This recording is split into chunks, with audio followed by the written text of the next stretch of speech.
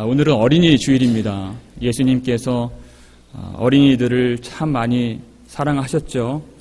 마태복음 19장 보면 그 부모들이 아이들을 예수님께 데리고 나왔는데 제자들이 못 오게 했습니다. 그때 예수님께서 19장 14절을 보면은 아이들을 내게 오는 것을 금하지 말라. 아이들을 용납하라.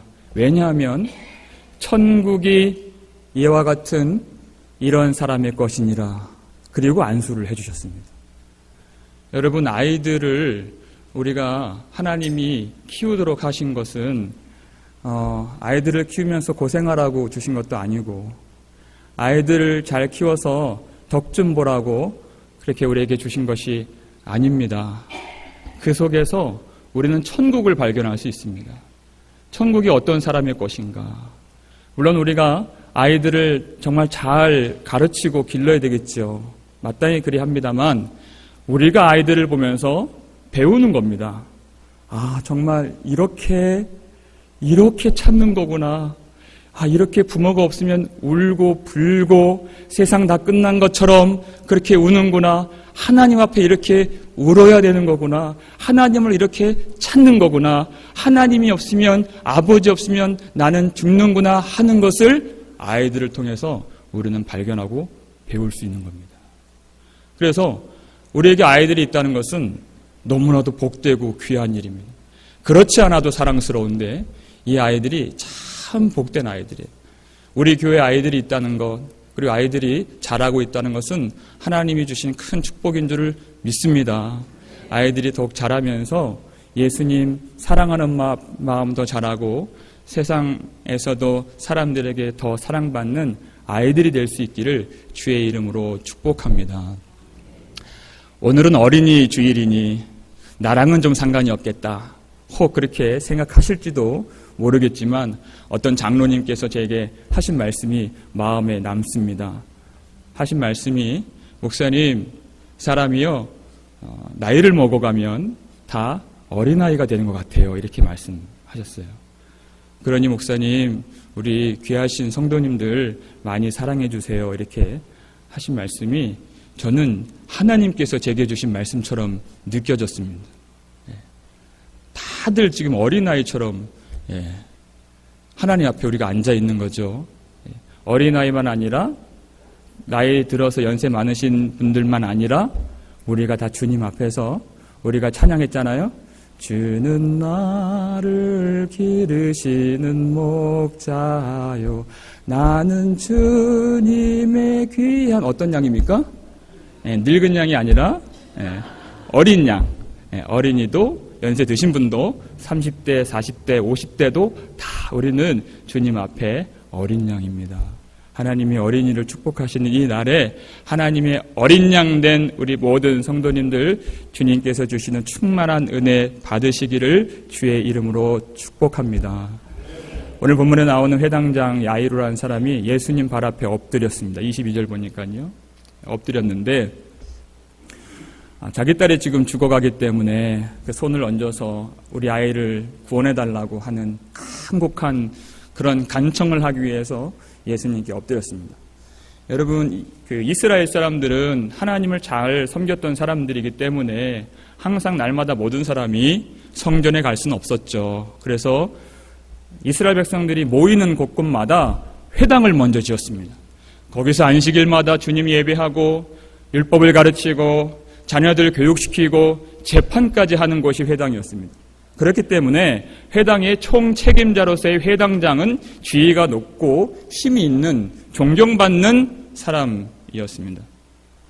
그런데 여러분, 우리가 사람이요 얼마나 연약한지 조금이라도 권세가 있으면 그렇게 누군가 앞에서 자기를 굽히는 것이 쉽지가 않습니다. 내 앞에 있는 사람이 나보다 조금 낮은 사람이라고 내가 생각되거나 조금 편해지게 되면 나도 모르게 내 몸이 그렇게 반응을 해요. 나도 모르게 그 사람 앞에서 다리가 꼬아지고 고개가 이렇게 들려지고 몸이 이렇게 뒤로 젖혀지고 말은 길어질까요? 짧아질까요? 말이 짧아져요. 그 반면에 이 사람이 이 사람 앞에서 내가 잘 보여야 될 사람이다 라고 생각하면 그럴 수 없죠. 점점 고개가 숙여지고 몸이 앞으로 오게 되는 겁니다. 굽혀지는 거예요. 이 사람은 예수님 발 앞에 납작 엎드리기까지 했습니다. 어떤 사람이었죠? 유대인들이 모이는 회당의 장이었습니다. 여러분, 유대인들이 예수님을 어떻게 여겼습니까? 예수님을 좋아하지 않고 미워할 뿐만 아니라 심지어 죽이려고까지 했습니다. 왜요? 예수님이 어떤 일을 하신 분입니까? 그저 나병 환자 있으면 불쌍히 여기셔서 그를 깨끗하게 하시고, 중풍병자 만나면 그에게 죄사함 주시고 나음을 주시고 귀신을 쫓아주시고, 억눌린 자, 갇힌 자, 자유함이 없는 자들, 그들을 올가며 모든 죄의 사슬들을 끊어주시고 사망의 권세로부터 노인받게 해주신, 그 일밖에 한 일이 없으신, 오직 그 안에서 사랑과 긍휼과 자비와 은혜와 진리만 솟아나오는 그 예수님을 그들이 왜 미워했습니까? 예수님 오로지 그들에게 하나님 나라의 말씀을 전했습니다. 마가복음에서 처음 예수님 하신 말씀이 마가복음 1장 15절 말씀인데, 그것이 복음의 핵심입니다. 마가복음 1장 15절, 이르시되 때가 찼고 하나님의 나라가 가까워 왔으니 회개하고 복음을 믿으라. 이 말씀에 생명이 있는 줄 믿으시길 바랍니다. 생명이 있습니다. 그 사망과 죄에 누추한 자리에서 우리를 끄집어내시고 하나님의 영광의 지위와 그 자리로 우리를 능력 있게 옮기시는 그 말씀, 전혀 미워할 이유가 없는 그 생명의 말씀을 이스라엘 사람들, 유대인들은 좋아하지 않았습니다. 왜 그렇죠? 그들은 자존심이 상했습니다. 복음을 들으면 들을수록 자기들이 얼마나 하나님을 섬기고 그렇게 힘을 다해서 예배했는데 회개하라 하니 그들이 마음에 눌림이 생기고 자존심이 상한 겁니다. 무시받는다는 그런 느낌을 받는 겁니다. 여러분, 복음이 정말 우리를 그렇게 누르는 것인가요? 우리의 자존심, 정말 그것이 여러분 복음이 우리를 살리겠습니까? 우리 속에 있는 나의 자존심이 나를 살리는 것이겠습니까? 주님은 우리를 정말 생명 주시기 위해서 이 복음 주신 것입니다. 그래서 예수님이 나를 따라오려거든 자기를 부인하고 날마다 자기 십자가를 지고 나를 따라올 것이니라 그랬습니다. 그 마음이 내가 나의 그 자존심, 나의 그 제사와 행위를 가치롭게 여기는 나의 그 존재, 그런 것들이 부정되질 않고 깨뜨려지질 않고 무너지질 않는다면 절대 주님을 쫓아갈 수 없는, 하나님을 알 수 없는 자가 된다는 것입니다. 이 말씀을 통해서 정말 이스라엘 백성들 마음속에 무엇이 있었는가? 사실 하나님의 말씀을 사랑한 것이 아니라 자기 자신을, 그리고 자기 자존심을 더 끼고 사랑했다는 사실들이 드러나게 된 것입니다. 그렇기 때문에 회개가 필요하고, 그렇기 때문에 이들에게는 정말 예수님이 필요했던 겁니다. 그런데 그들은 그렇게 예수 그리스도의 말씀을 받으려 하지 않았죠. 굽히려 하지 않았습니다. 예수님께 굽히려 하지 않은 그들이 예수님을 미워했고, 그리고 예수님을 죽이기까지 한 것입니다. 그런데 이 회당장 야이로는 그들의 무리 속에서 살았지만 그렇게 하질 않고, 예수님을 죽이려는 자들처럼 살질 않고 오히려 자기를 구부리고 자기를 부인하고 자기가 엎드려서 예수님께 간구하는 겁니다. 왜 그렇게 했죠? 자기 딸이 지금 죽게 되었다는 겁니다. 누가복음 8장 42절 보니까 외딸, 외동딸이라고 그랬어요. 하나밖에 없는 이 사랑하는 딸. 이 딸이 죽어갑니다. 여러분, 그런데 이 유대인 회당장이 지금처럼 이런 말씀을 듣는 이런 상황도 아니었고, 사람의 입에서 입으로 부존으로 들은 이 소문을 들은 거예요. 여러분, 정확하지 않을 수 있습니다. 이 소문, 크고 명확하게 들리는 소문이 아닐 수도 있습니다. 귀신을 쫓아내시고 바람과 바다를 꾸짖으시고 병자를 고쳐주신다는 그 예수님의 희미한 그 거미들 같은 소문을 듣고 이 회당장은 확성기로 말씀하시는 것처럼 크게 들렸다는 거예요. 여러분, 이 말씀을 들을 때 참 좋은 설교자가 말씀을 전하면 우리가 좋겠죠. 은혜를 받을 수 있겠습니다만, 좋은 예배 환경에 처소에서 예배를 드리면 더할 나위 없이 좋겠지만, 그것보다 더 중요한 것은 예수님을 얼마큼 우리가 의지하는가. 아무리 작은 소리라도, 아무리 희미한 그 소문이라도 크게 들을 수 있는 그 의지하는 마음이 우리에게 반드시 필요한 줄을 믿습니다. 그 마음으로 회당장이 예수님 앞에 엎드렸다는 것입니다. 예수님이 그 마음을 아시고 불쌍히 여기셔서 이제 그 집으로 가는 도중에 그는 아마 소망으로 가득 차 올랐을 것입니다. 예수님이 소문대로 아마 어떤 일을 행하실 거라는 그런 마음으로 갔는데, 사람들이, 수많은 사람들이 그 길을 막고, 그 중에서 이 말씀 우리가 잘 알고 있는 말씀이지만 혈류증 앓은 그 고통하는 여인이 예수님의 가는 길을 탁 막은 겁니다. 그리고 예수님이 그 여자하고 옥신각신 대화하는 장면, 그리고 그 여자가 예수님의 옷자락을 만지는 그런 일들이 벌어지게 된 것입니다. 이 아버지의 마음으로는 애가 타죠. 얼마나 이 상황이 답답하겠습니까? 이 여자가 얼마나 믿겠어요? 예수님이 얼마나 원망스럽겠습니까?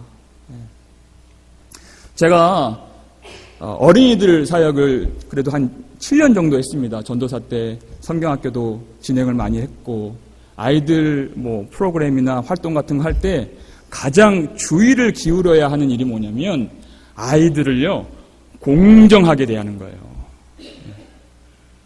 뭘 줄 때도 룰을 정해서 아이들 온 순서대로 줘야지, 먼저 왔는데 나중에 주면 어떤 일이 벌어질까요? 난리가 납니다. 정말 감당이 안 돼. 이 모든 이 프로그램 수련회가 다 엉망진창이 돼버려요. 그 조그만 초등학교 1학년, 2학년 아이들이 막 실망을 해가지고, 교회가 이래서 문제라느니, 무슨 한국 교회가 이래서 문제고, 이제 교육자를 바꿀 때가 됐다느니, 이러고 진행이 안 돼요. 여러분, 순서로 따져도 회당장 야이로가 먼저고, 일의 경중을 따져도 이 여자는 당장 죽을 것처럼 보이진 않아요. 이 딸 아이는 당장 죽을 것 같은데 먼저 해 주셔도 괜찮을 법한. 그런데 예수님이 그렇게 안 하셨다는 것입니다. 속이 탑니다. 아니나 다를까 집에서 사람들이 왔는데 그렇게 예수님과 이 여자가 옥신각신 하는 도중에 당신의 딸이 죽었나이다, 이 소식을 들은 거예요. 얼마나 답답합니까? 그것 보라고 왜 이 여자는 중간에 껴들어가지고, 왜 예수님은 나중에 해 주셔도 될 일을 가지고 왜 그렇게 지체를 하셨느냐고, 내 딸이 죽지 않았느냐고. 그렇게 아이를 사랑하는 만큼이나 낙심되고 절망하고 원통한 마음으로 슬퍼했습니다. 그때 예수님이 하신 말씀, 두려워하지 말고 믿기만 하라 말씀하신 거예요. 두려워하지 말고 믿기. 여러분, 이 말씀 들을 때, 아니 내 딸이 죽었는데 뭘 믿으란 겁니까? 이 말이 나오죠. 여러분, 지금 이 회당장 야이로는 예수님과 함께 걷고 있던 중입니다. 예수님을 만나지 않았을 때에는 그냥 병에 걸린 상태였는데, 예수님을 만나고 함께 걸어가는 동안에 죽은 거예요. 예수님과 함께 걸어가는 동안에 상황이 더 악화됩니다. 이때 두려워하지 말고 믿기만 하라. 예수님을 내가 배역한 적이 없고, 그래도 내가 진실한 마음으로 주님을 섬기고 예배하는데 상황이 점점 악화된다는 것이에요. 내 사랑하는 자녀가 예수 잘 믿다가 내가 예수님 앞에 엎드리는 동안에, 예수님과 함께 가는 동안에 신앙을 잃어버리게 됩니다. 상황이 더 악화되는 거예요. 예수님과 함께 가는 동안에 자녀들이 떠나게 되고, 실족하게 되고, 예배를 떠나게 되고 하는 그런 일들이 우리 삶 속에 일어날 수 있을 때 예수님이 두려워하지 말고 믿기만 하라. 여러분, 하나님이 우리 속에서 하시는 일이 뭐냐면, 우리 안에 있는 나를 위한 나의 마음의 성전을 주님께서 주님이 임하시기에 합당한 주님의 전으로 만들길 원하신다는 것입니다.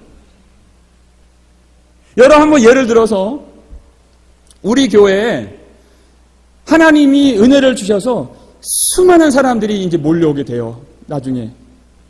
상상하는 겁니다. 그런데 이제 사람들이 너무 많아서 뭐 어중간하면 뭐 이 예배당 껴서 의자 놓고 예배 드릴 수도 있겠죠. 근데 하나님이 더 보내주시고 애중간하면은 그냥 증축을 할 수도 있겠죠. 근데 하나님이 물밀듯이 보내주세요. 그럼 뭘 결정하죠?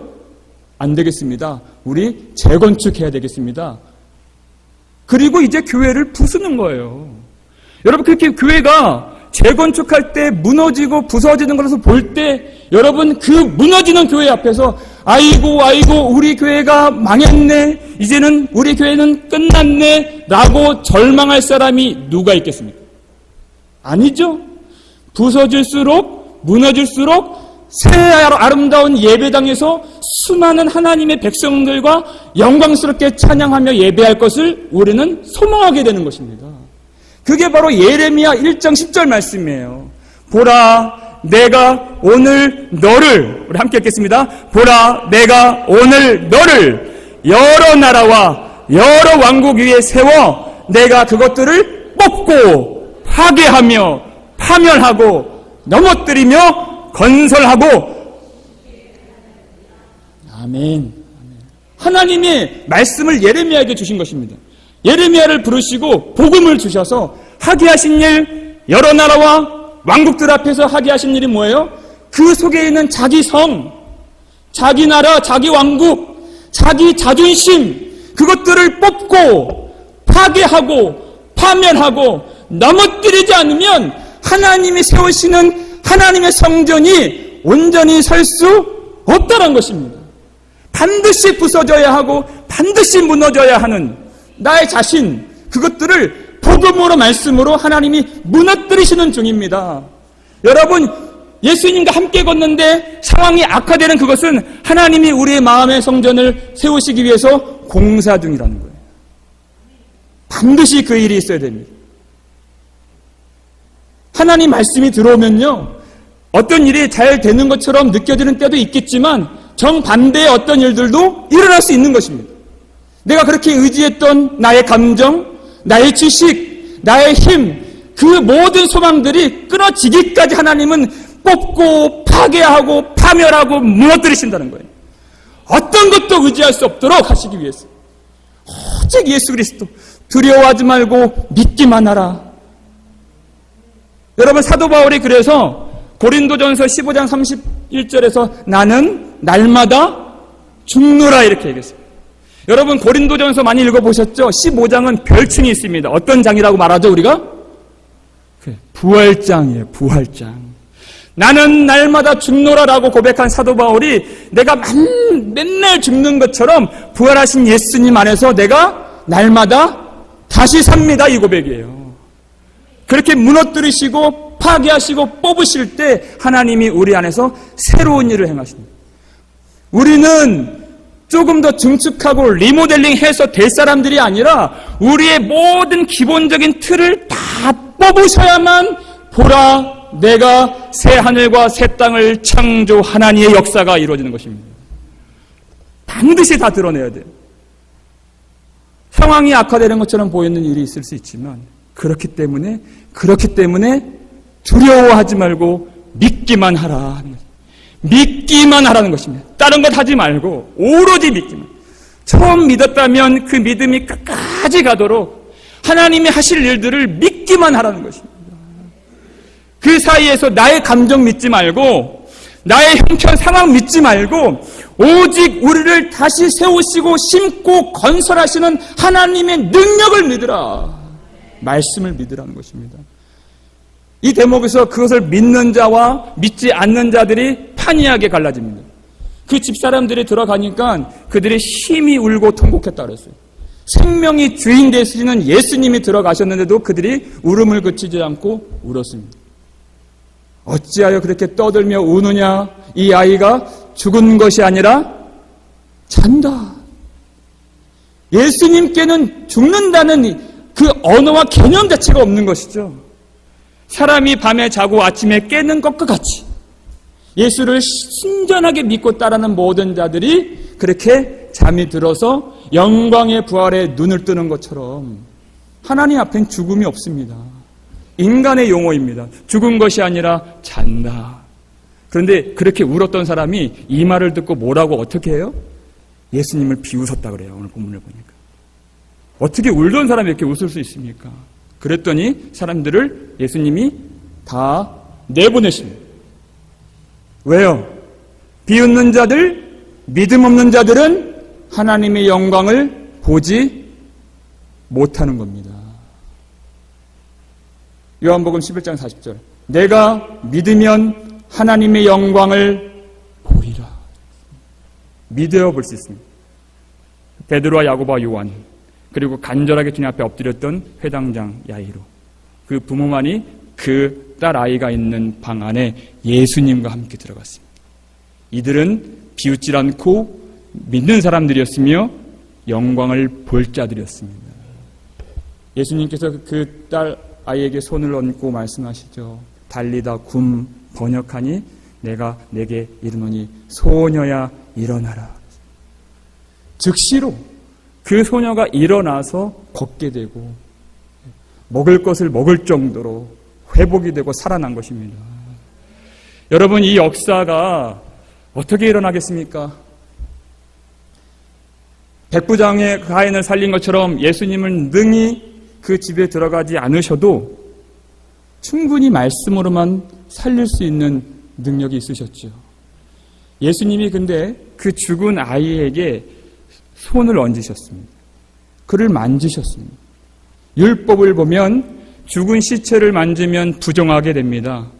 그리고 민수기 19장을 보면 그 부정함을 정결하게 하지 않으면 그는 그 백성에게서 끊쳐지게 되고 심판을 받게 되는 그 위험천만한 일이에요. 누구도 그 부정한 시체를 만질 수 없고 살릴 수도 없고 자신도 살 수 없습니다. 근데 예수님은 굳이 아이를 만지신 것입니다. 예수님 어떤 분이세요? 마태복음 8장 17절 보니까 선지자 이사야가 그렇게 말했죠. 그 예수님은 우리의 연약한 것을 친히 담당하시는 분, 우리의 병을 짊어지시는 분이라고 했습니다. 예수님은 우리의 연약한 것, 우리의 죽음, 우리의 질병을 담당하시고자 그에게 손을 대신 것입니다. 우리의 연약함이 어떤 연약함입니까?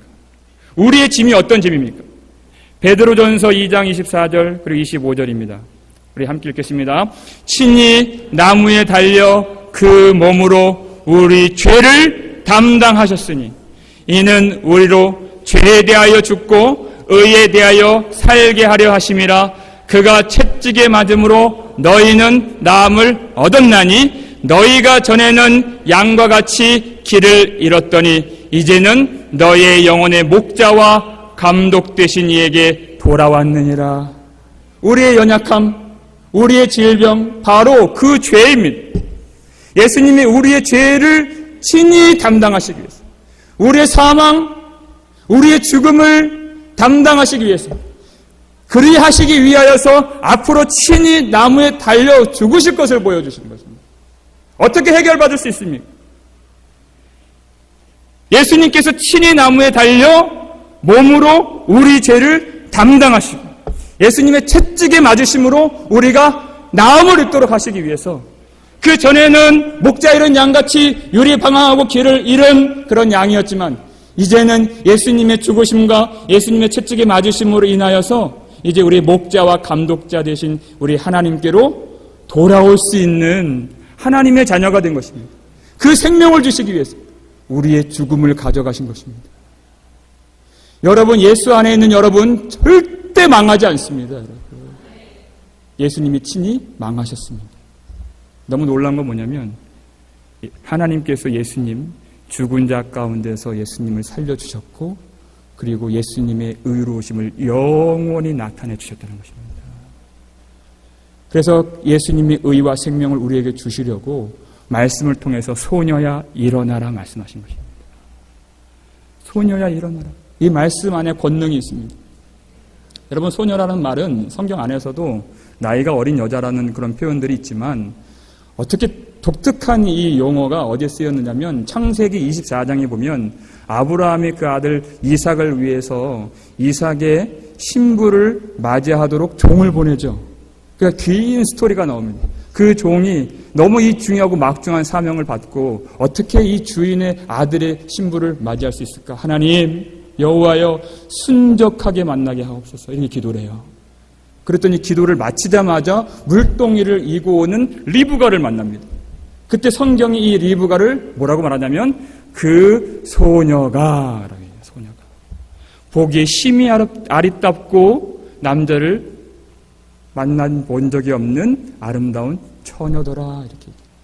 이 소녀라는 말의 이 독특성은 뭐냐면 신랑을 맞이해야 하는 신부를 의미할 때 이 소녀라는 표현을 써요. 여러분, 이 야이로의 딸 보십시오. 누구의 딸입니까? 회당장 야이로의 딸입니다. 회당장은 바로 율법을 가르치고 율법의 화신 같은 그런 존재예요. 율법이 낳은 딸이에요. 율법 아래에 있는 딸이에요. 결과가 어떻죠? 죽을 수밖에 없는 딸인 겁니다. 이 율법의 딸이 반드시 누구를 만나야 살아요? 반드시 누가 그를 터치해 주셔야 돼요? 예수님 만나야 돼요. 그래서 소녀야 일어나라. 유대 사회에서 이 어린 딸이 이제 신랑을 맞이할 수 있는 시작되는 나이가 만 12살입니다. 그래서 12살 소녀예요. 마찬가지로 그 율법이 부정하다고 규정했던 피를 땅으로 쏟는 혈류증, 아주 부정한 병입니다. 부정하다고 말하는 율법의 정죄를 받은 이 혈류증 걸린 여인이 몇 해 동안 고통을 받았다 그랬어요? 25절 보니까 똑같이 12년 동안 고통을 받은 겁니다. 누가 필요하다는 얘기예요? 그 죄와 사망과 저주와 부정함에서 건져주시는 예수 그리스도를 꼭 만나야 될, 그래야 사는 하나님의 백성들을 말하는 것입니다. 누구도 살릴 수 없습니다. 오직 신랑 되시는 예수님을 만나야 될 그 교회, 그래서 소녀야 일어나라 말씀하신 거예요. 그 말씀이 아니면 도무지 살 길이 없는 우리 자신을 말씀하시는 것입니다. 여러분, 우리 아이들을 한번 생각해 보십시오.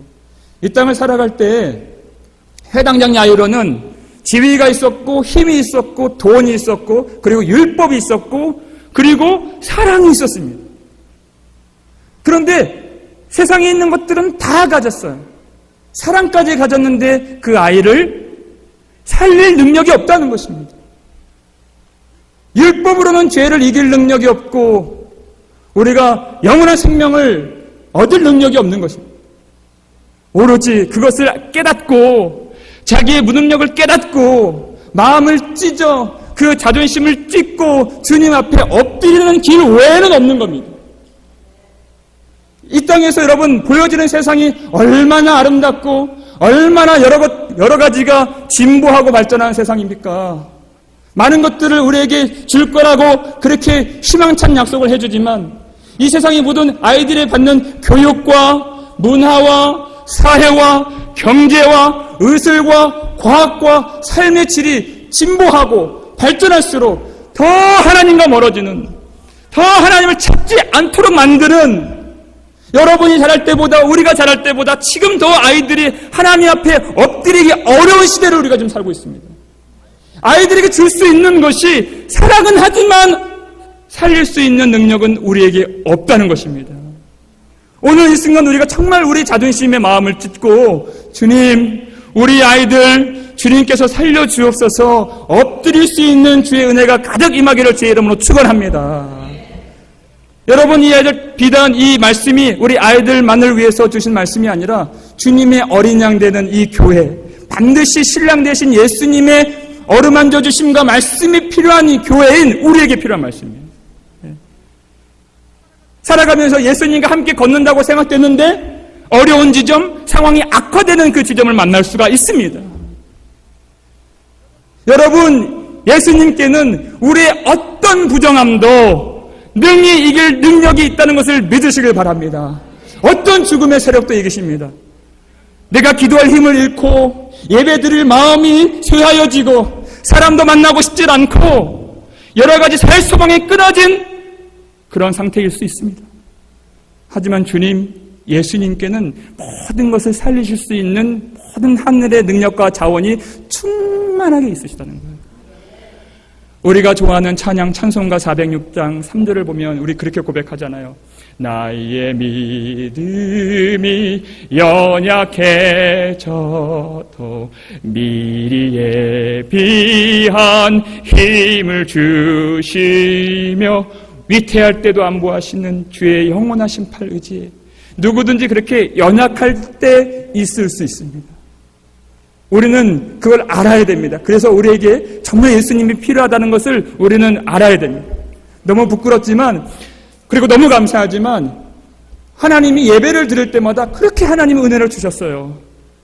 부활절 고난주간 예배를 드릴 때마다 성만찬 때, 또 부활주일 새벽 예배 때, 그리고 부활절이 지나서 저번 주 예배 드릴 때마다 하나님이 그렇게 우리를 불쌍히 여기시고 은혜를 주시는지 큰 은혜와 감격 가운데 있었습니다. 여러분, 그렇게 은혜 주실 때 제 부끄러운 고백이 뭐냐면 제 마음 가운데 그런 인간적인 마음이 생깁니다. 이렇게 하나님 은혜를 주시는데 내가 다음 주에는 어떻게 하지? 내가 어떻게 준비하지? 그 인간적인 마음이 생긴다는 거예요. 이렇게 연약한 존재입니다. 무슨 얘기입니까? 내가 했다라는 얘기, 내가 한다라는 얘기. 그렇게 연약하기 때문에 우리는 엎드릴 수밖에 없습니다. 그렇게 엎드릴 때 보여주시는 주님의 어떤 모습입니까? 그 찬송가 4절 보면 능치 못한 것 주께 없으니 주님께 능치 못할 일이 없습니다를 보게 하신다는 거예요. 나의 일생을 다 주께 맡기면 다 주께 맡길 수, 내 모든 것들을 맡길 수 있는 주님이 계신다는 것입니다. 내가 끌고 가는 것이 아니라, 내가 짐을 지는 것이 아니라, 내가 능력으로 할 수 없는 자녀들의 문제, 그 가정의 모든 형편들, 나의 모든 노후와 나의 믿음과 나의 영혼을 다 주께 맡기면 나의 모든 짐 대신 지시는 영원하신 팔 주님 의지합니다. 그 짐이 어떤 짐이라고 그랬죠? 나의 모든 부정함의 짐, 죄의 짐, 사망의 짐을 대신 져주시는 그 예수님 바라보게 하실 때 우리에게 새 소망과 능력이 충만케 다시 회복될 줄을 믿습니다.